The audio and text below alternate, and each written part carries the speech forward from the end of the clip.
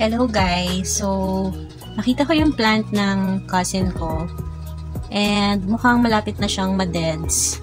So, kinuha ko siya. Tignan natin kung mabubuhay pa natin ito. Kasi may nakikita pa akong konting pag-asa sa kanya. Ayan, oh, 'di ba?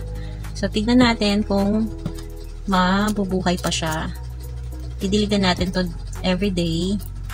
Let's see.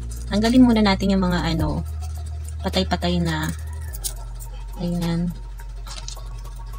Tignan natin kung meron tayong green thumb. Char! Green thumb yan.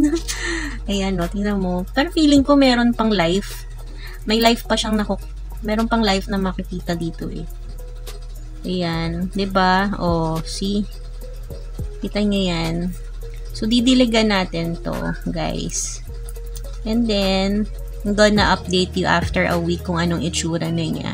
Every week, tignan natin, guys. So, this is it. Let's try to revive the plant. Let's see!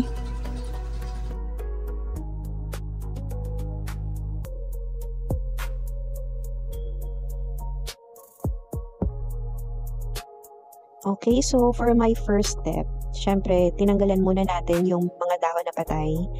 And second step natin is magpalit tayo ng oil. It helps daw kapag na nagtatanggal ka ng papalitan mo yung mismo soil niya. And of course, next is to water the plant. So daily dapat makit natin yung moisture dun sa plant natin. So what I did is to water the plant. Yon. So right now, this is day 1. Let's see kung ano mangyayari after a week or 2 or moving forward. Sana mabuhay siya. Okay. So kausapin na rin natin, baka madaan sa kausap. Hindi, sabi nila 'di ba, kausapin daw yung plants. Okay guys, so this is day 1. Please like, comment and subscribe. Thank you.